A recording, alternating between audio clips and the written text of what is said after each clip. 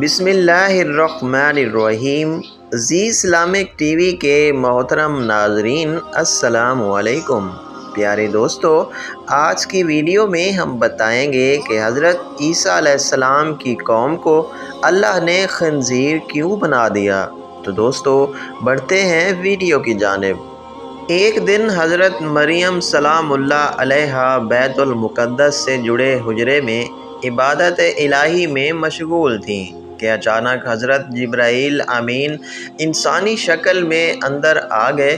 حضرت مریم اجنبی شخص کو دیکھ کر ڈر گئیں اور کہنے لگیں، میں تجھ سے رحمان کی پناہ مانگتی ہوں۔ حضرت جبرائیل علیہ السلام فرمانے لگے، میں تو پروردگار کا بھیجا ہوا فرشتہ ہوں اور تمہیں ایک پاکیزہ بیٹے کی خوشخبری دینے آیا ہوں۔ یہ سن کر مریم سلام اللہ علیہا کو اور تعجب ہوا کہ سبحان اللہ، مجھے بچہ کیسے ہوگا؟ میرا تو نکاح ہی نہیں ہوا اور برائی کا مجھے تصور تک نہیں ہوا۔ میرے جسم پر کسی انسان کا کبھی ہاتھ ہی نہیں لگا۔ میں بدکار نہیں اور نہ ہی زناکار ہوں۔ فرشتے نے آپ کے تعجب کو یہ فرما کر دور کرنا چاہا کہ یہ سب سچ ہے، لیکن اللہ اس پر قادر ہے کہ بغیر خاوند کے اور بغیر کسی اور بات کے بھی اولاد دے دے۔ وہ جو چاہے ہو جاتا ہے۔ اللہ تعالیٰ اس بچے کو اور اس واقعے کو اپنے بندوں کی تذکیر کا سبب بنا دے گا۔ یہ قدرت الہی کی ایک نشانی ہوگی تاکہ لوگ جان لیں کہ وہ خالق ہر طرح کی پیدائش پر قادر ہے۔ آدم علیہ السلام کو بغیر عورت مرد کے پیدا کیا، حوا کو صرف مرد سے بغیر عورت کے پیدا کیا، باقی تمام انسانوں کو مرد عورت سے پیدا کیا، اور اب عیسیٰ کو وہ بغیر مرد کے صرف عورت سے ہی پیدا کرے گا۔ اس کے بعد حضرت جبرائیل علیہ السلام نے حضرت مریم پر پھونک ماری اور ان کو حمل ٹھہر گیا۔ جیسے جیسے بچے کی پیدائش کا وقت قریب آتا گیا، حضرت مریم کی پریشانی میں اضافہ ہوتا گیا کہ کیسے میں اپنی قوم کا سامنا کروں گی، لوگ تو مجھ پر زنا کی تہمت باندھ دیں گے۔ اسی خوف سے آپ بیت المقدس سے تقریباً 9 کلومیٹر دور جنگل کی طرف ایک پہاڑی کوہ صراط کی طرف چلی گئیں۔ اسی جگہ کو بعد میں بیت اللحم کہا جانے لگا۔ درد زدہ میں آپ ایک کھجور کے درخت کے ساتھ ٹیک لگا کر بیٹھ گئیں اور فکر لاحق تھی کہ اپنے عزیز و اقارب کو کس طرح مطمئن کروں گی۔ لوگ مجھے بدکار سمجھیں گے۔ جیسے ہی حضرت عیسیٰ علیہ السلام کی ولادت ہوئی تو حضرت جبرائیل علیہ السلام نے وادی کے نیچے سے آواز دی، اے مریم پریشان نہ ہو، تمہارے پروردگار نے تمہارے قدموں تلے ایک چشمہ جاری کر دیا ہے، اور ذرا اس کھجور کے درخت کو ہلاؤ، دیکھو یہ تمہارے سامنے تر و تازہ کھجوریں گرا دے گا۔ اب تم اطمینان کے ساتھ یہ تازہ کھجوریں کھاؤ، چشمے کا پانی پیو اور بچے کو دیکھ کر اپنی آنکھیں ٹھنڈی کرو، اور اگر تمہیں کوئی انسان نظر آ جائے تو اشارے سے کہہ دینا کہ میں نے روزہ رکھا ہوا ہے، میں آج کسی شخص سے بات نہیں کر سکتی۔ 40 دن بعد حضرت مریم اپنے بیٹے کو لے کر اپنے گھر آ گئیں۔ بس جیسے ہی نومولود بچے کو حضرت مریم سلام اللہ کی گود میں دیکھا تو پکار اٹھے کہ مریم تو نے یوسف سے زنا کیا ہے، نہ تو تیرا باپ برا اور نہ ہی تیری ماں۔ روایت ہے کہ تمام لوگ جمع ہو گئے اور حضرت مریم پر ہر طرح کی تہمتیں باندھنے لگے۔ خاندان والے کہنے لگے کہ مریم اور اس کے منگیتر یوسف کو زنا کے جرم میں سزا ملنی چاہیے۔ پھر اچانک حضرت مریم نے بچے کی طرف اشارہ کیا جو کہ اس وقت دودھ پی رہے تھے۔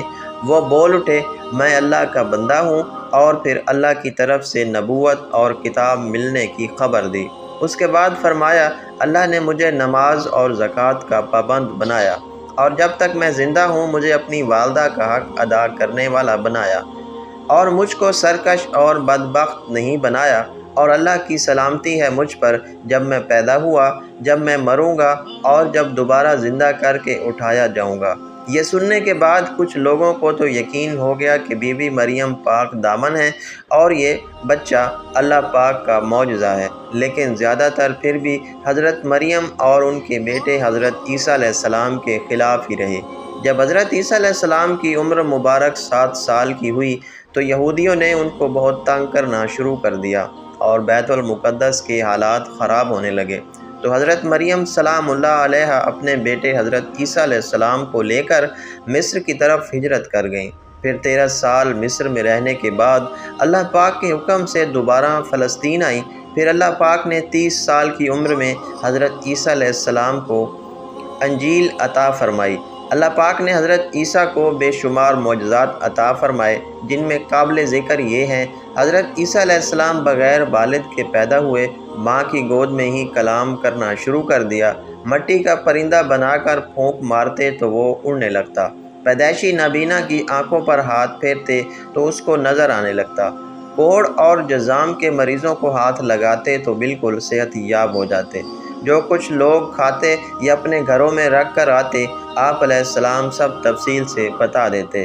ان سب معجزات کے باوجود بنی اسرائیل کی اکثریت نے آپ کو جھٹلایا اور صرف چند لوگ، جن کی تعداد 12 بتائی جاتی ہے، وہی آپ پر ایمان لائے، جن کو قرآن پاک میں حواریوں کے لقب سے پکارا گیا۔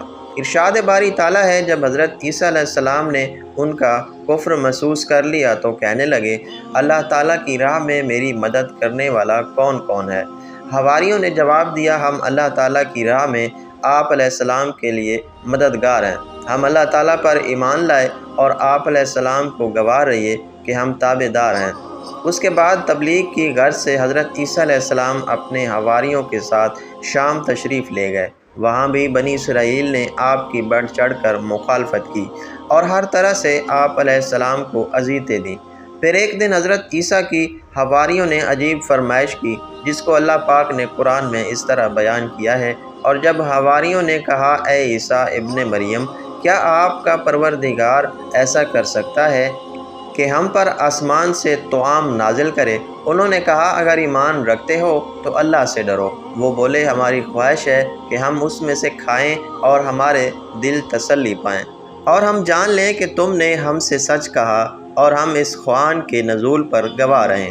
حضرت عیسیٰ ابن مریم نے دعا کی، اے ہمارے پروردگار، ہم پر آسمان سے طعام نازل فرما کہ ہمارے لیے وہ دن عید قرار پائے، یعنی ہمارے اگلوں اور پچھلوں کے لیے وہ تیری طرف سے نشانی ہو، اور ہمیں رزق دے، تو بہتر رزق دینے والا ہے۔ اللہ نے فرمایا، میں تم پر ضرور طعام نازل فرماؤں گا، لیکن جو اس کے بعد تم میں سے کفر کرے گا اسے ایسا عذاب دوں گا کہ اہل عالم میں کسی کو ایسا عذاب نہ دوں گا۔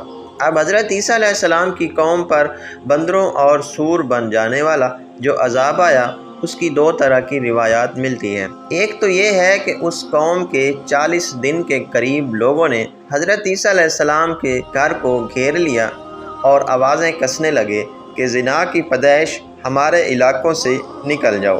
حضرت عیسیٰ کو بہت دکھ پہنچا تو اللہ پاک نے ان 40 پر یہ عذاب نازل کیا کہ کچھ کو بندر اور کچھ کو سور بنا دیا۔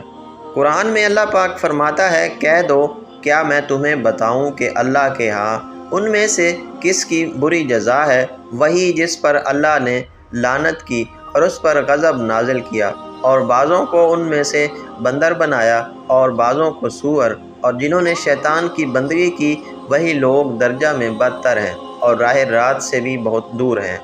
دوسری روایت حضرت عمار بن یاسر رضی اللہ عنہ سے ہے کہ حضور اکرم صلی اللہ علیہ وسلم نے فرمایا، آسمان سے دسترخواں اترا جس میں روٹی اور گوشت تھا، ان کو حکم ملا کہ خیانت نہ کریں، ذخیرہ نہ کریں اور نہ کل کے لیے اٹھا رکھیں، لیکن انہوں نے خیانت کی، ذخیرہ کیا اور اٹھا کر رکھا، تو وہ بندروں اور سوروں میں تبدیل ہو گئے۔ جب حضرت عیسیٰ علیہ السلام کی عمر مبارک 33 سال ہوئی تو یہودیوں نے آپ کو سولی پر چڑھانے کا فیصلہ کیا۔ حضرت عیسیٰ علیہ السلام کے زمانے میں شام کا علاقہ رومیوں کے زیر نگیں تھا، یہاں ان کے طرف سے جو حکمران مقرر تھا وہ کافر تھا۔ یہودیوں نے حضرت عیسیٰ علیہ السلام کے خلاف اس کے کان بھر دیے، چنانچہ اس نے یہودیوں کے مطالبے پر حضرت عیسیٰ علیہ السلام کو سولی دینے کا فیصلہ کر لیا، لیکن اللہ تعالیٰ نے انہیں باحفاظت آسمان پر اٹھایا۔ اللہ تعالیٰ کا ارشاد ہے، اور یہ کہنے کے سبب کہ ہم نے مریم کے بیٹے عیسیٰ مسیح علیہ السلام کو جو اللہ کے پیغمبر تھے قتل کر دیا، حالانکہ انہوں نے عیسیٰ کو قتل کیا اور نہ ہی سولی پر چڑھایا، بلکہ ان کے لیے ان عیسیٰ علیہ السلام کا مشابہ بنا دیا جو لوگ ان کے بارے میں اختلاف کرتے ہیں وہ ان کے حال سے شک میں پڑے ہوئے ہیں۔ پیروی زن کے سوا ان کو اس کا مطلق نہیں، اور انہوں نے عیسیٰ علیہ السلام کو یقیناً قتل نہیں کیا بلکہ اللہ نے ان کو اپنی طرف اٹھا لیا، اور اللہ غالب اور حکمت والا ہے۔ حضرت عیسیٰ علیہ السلام قرب قیامت میں حضور پاک صلی اللہ علیہ وسلم کے امتی بن کے زمین پر نازل ہوں گے۔ حضرت عیسیٰ ہی وہ نبی ہیں جن کا ذکر قرآن پاک میں سب سے زیادہ بار آیا ہے۔ آپ ہی بنی اسرائیل کے آخری نبی تھے۔ آپ نے ان کو بنی آخر الزمان حضرت محمد صلی اللہ علیہ وسلم کی بشارت بھی دی تھی، جس کو قرآن میں اللہ پاک ایسے بیان فرماتا ہے: اور جب عیسیٰ ابن مریم نے کہا، اے بنی اسرائیل، میں تمہارے پاس اللہ کا بھیجا ہوا آیا ہوں اور ایک پیغمبر کی جو میرے بعد آئیں گے جن کا نام احمد ہوگا بشارت سناتا ہوں۔ حضرت عیسیٰ علیہ السلام کے 600 سال بعد تک کوئی نبی نہ آیا، اور پھر دو عالم کی قسمت جاگی اور اللہ پاک نے اپنے آخری پیغمبر حضرت محمد صلی اللہ علیہ وسلم کو سارے جہانوں کے لیے رحمت بنا کر بھیجا۔ سبحان اللہ۔